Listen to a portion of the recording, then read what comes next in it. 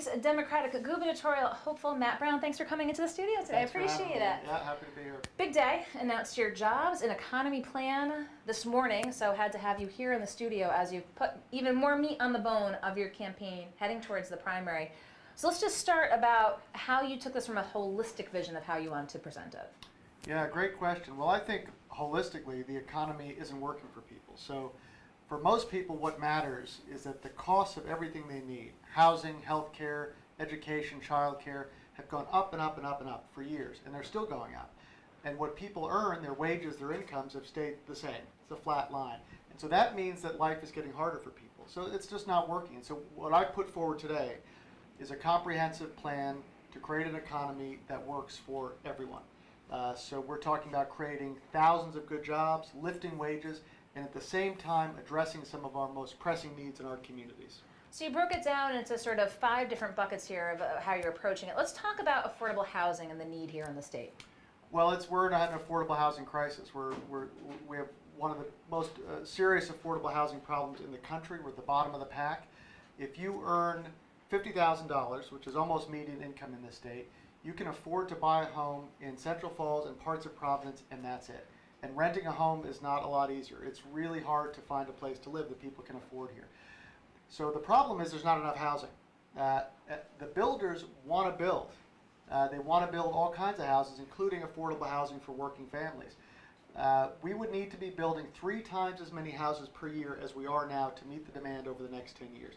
So what I'm proposing is that we do that we work with the cities and towns to cut the red tape, to provide some incentives so that we can unlock a housing construction boom, including housing that we need for working families. So we're talking about building 40,000 houses over the next 10 years, creating 9,000 jobs per year, that's the projection, lowering the cost of housing, solving the affordable housing crisis, and this would really, could really put us back on the track of population growth, because one of the most important things that is holding back population growth is the difficulty of finding a place to live. So this would do a lot of good things for the economy and for the people of this state. So talk about a little bit about those nuts and bolts for, especially from the city and town level, the enabling factors to sort of enable the spigot to sort of be turned and allow this to happen.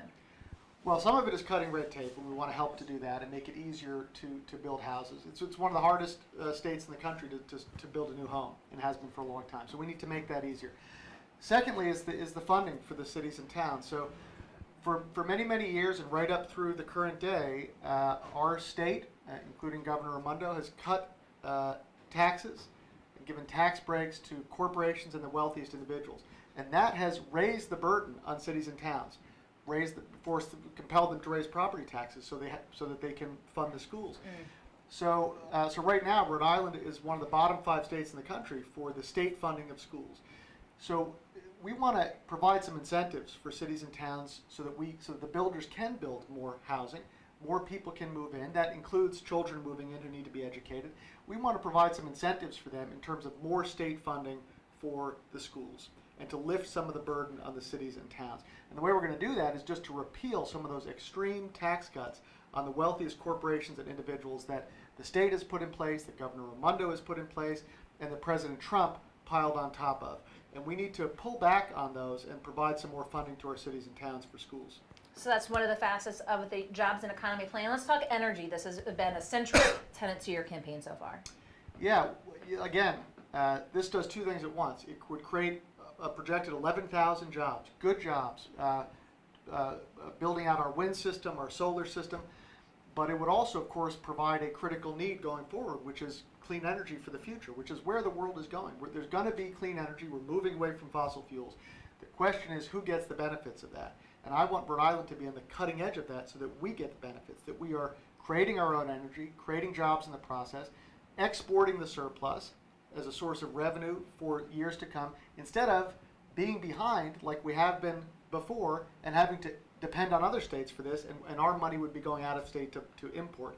So it's a win-win. It's good clean energy for the future, and it's a lot of jobs for people, good paying jobs for people starting now. And we've seen here, it's a delicate balance a lot of times between cities and towns and open spaces and areas, when you're talking onshore land, wind, and you're talking solar. Talk with us about achieving that balance between open space and the need for economic development.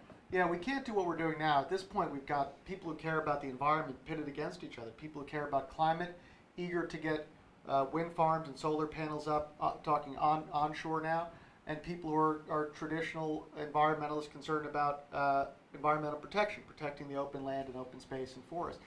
And we can't have environmentalists pitted against each other. We've got to come together. And the problem is that there's been no plan at the state level. So no comprehensive plan of how we're going to build a fully clean energy system, which has left everyone sort of doing their own thing and created all these problems and conflicts. So we're going to come in with a plan, and in terms of solar, it starts with looking at the places, prioritizing the places, creating incentives for the places to put solar panels that do not harm the environment, that are sensitive to environmental protection. Rooftops, brownfields, urban areas, and so on. So we're going to have a comprehensive plan to do that, and that's what we need desperately in this state. And there's some economic facets to your plan as well. I believe it's under the category you call economic fairness. You're a proponent of raising the minimum wage. Yes, minimum. I'm pushing to raise the minimum wage to $15 an hour.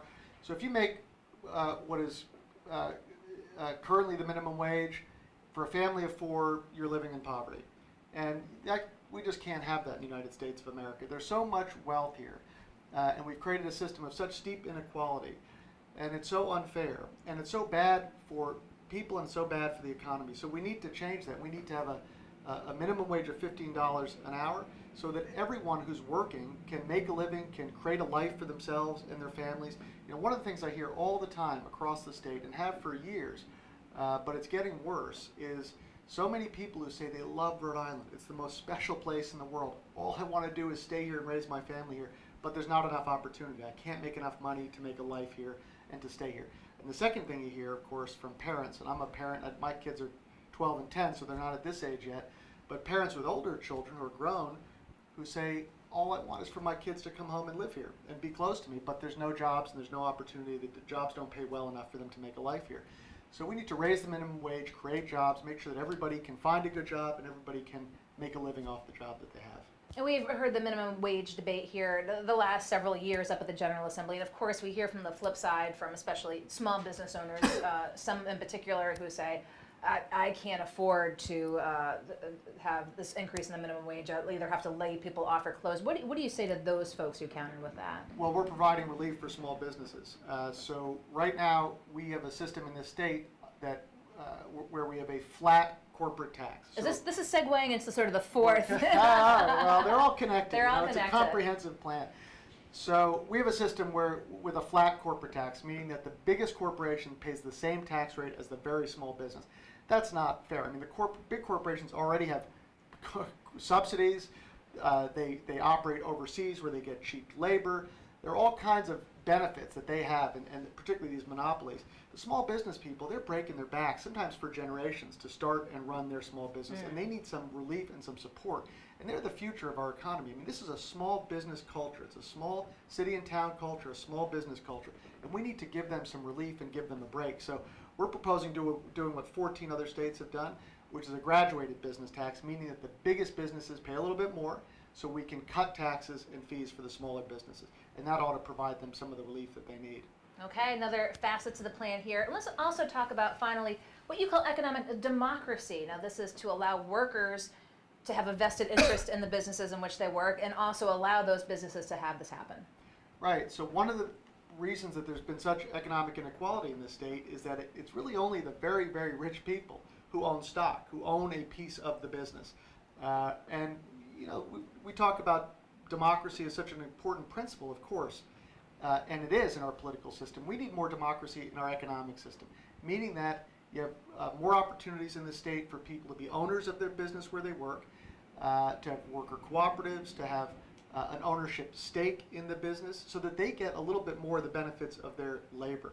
Right now, as you know, that we've got a system in the state and in the country where all of the increased productivity, all of the improved efficiency, and all of the good work that our workers have done for so long, all the benefits of that have flown to the top, to the CEOs and the corporations. We want more of those benefits to come to the workers. And so you talk about also enabling businesses to allow this to happen, to provide some incentives to the businesses to do this. provide them some incentives and also to start a center in the state that can then provide training and support to start these kinds of businesses, to give workers a right of first refusal so that if a business owner is going to sell his or her business, there's an incentive to provide a right of first refusal to sell it to the workers of that business. So there are several pieces to this that we're going to be putting forward, but the idea is to make sure that the workers in the state get a little bit more of the profits of their work. So the plan unveiled today will provide more of the nuts and bolts, but I think you pretty much ran. Is there anything that we didn't cover? I think we did it. Good job. That was well done. So we covered jobs and economy. We're here in the middle of July. You are steaming ahead towards the primary. What's up for the next few weeks? Well, more house parties. You know, this is a grassroots campaign, and so we set out to do 30 events in 30 days in June, and I think we ended up doing 40 or more. So we're going to keep doing that because this, you know, this campaign is about a real democracy, meaning, you know, it's not just the ads and the sound bites. It's being out talking to people, telling them the kinds of ideas that we've been talking about here, but more importantly, listening to their ideas and to the challenges that they're facing and understanding what we can do to improve their lives, to solve the problems that they're facing. So we're going to be doing these conversations, continuing to do them all across the state. We just had a big signature push, got thousands of signatures on the ballots, all volunteer driven. So this is a people-powered campaign, and it's going to continue to be all the way through the election. Well, we're going to continue to keep an eye on it here. Of course, continue to report on it as well. But candidate Matt Brown, thank you for taking the time to come in today. Appreciate it. Don't go anywhere. I'll be right back here in the Navigant Credit Union Broadcast Center.